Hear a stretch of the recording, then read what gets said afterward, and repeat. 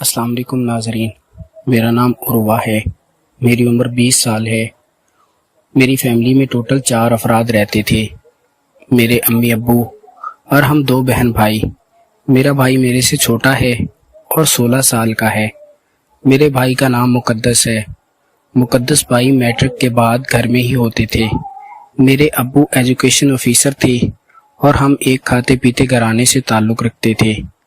میں نے اپنی تعلیم مکمل کر لی تھی اور اس کے بعد اپنے گھر میں ہی موجود ہوتی تھی۔ امی ابو میری شادی کرنا چاہتے تھے، لیکن ابھی مجھے شادی کا کوئی شوق نہیں تھا اور میں گھر میں رہ کر ہی ابھی وقت گزارنا چاہتی تھی۔ میرا بھائی مقدس میرے ساتھ بہت پیار کرتا تھا اور میرا بہت خیال کرتا تھا، لیکن میں نے اپنے بھائی کی ایک بری عادت پکڑ لی تھی۔ میرا بھائی مقدس اکثر موبائل پر فلمیں دیکھتا اور ان فلموں کا اثر یہ ہونے لگا تھا کہ میرا بھائی مقدس اب میرے اوپر بھی بری نظر رکھنا شروع ہو گیا تھا اور وہ میرے ساتھ بھی کچھ غلط کرنے کی نیت رکھے ہوئے تھا، کیونکہ میں بہت خوبصورت تھی۔ میں نے اب گھر میں فیشن کرنا شروع کر دیے تھے اور میں طرح طرح کے اچھے لباس پہنتی تھی اور بہت سے لڑکے میرے اوپر مرتے تھے، لیکن میں کسی کو بھی لفٹ نہیں کرواتی تھی۔ اور میں نے یہ سب کام چھوڑا ہوا تھا کیونکہ میں کالج کے دنوں میں کافی لڑکوں کے ساتھ یہ کام کرتی تھی اور کافی لڑکوں کے ساتھ میں نے یہ تجربہ بھی کیا تھا، اس لیے مجھے اب اس چیز کی عادت ہو گئی تھی۔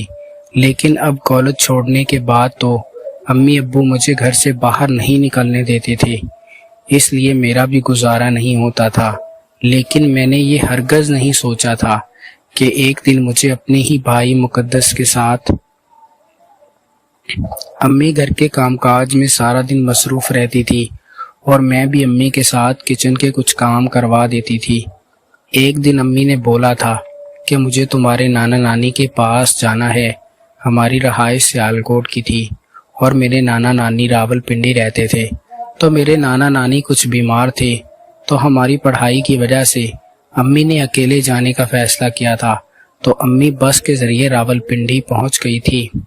ابو شام کو ہی گھر آتے تھے اور کبھی کبھی ابو اپنے آفس میں ہی سو جاتے تھے، کیونکہ جب امی گھر نہیں ہوتی تھی تو ابو کو بھی گھر آنے کی ضرورت نہیں ہوتی تھی۔ امی سے ڈر کر ہی ابو اکثر گھر آتے تھے، کیونکہ ابو کو بھی باہر رہنے کی عادت تھی۔ ابو ایجوکیشن آفیسر تھے اور 18ویں گریڈ کے افسر تھے، اس لیے ابو بھی عیاش ترین آدمی تھے۔ ابو کے پاس اپنی گاڑیاں بھی تھی اور کافی سارا پیسہ تھا، اس لیے ابو بھی عیاشی میں گزار دیتے تھے، اور اس عیاش باپ کی میں بھی بیٹی تھی۔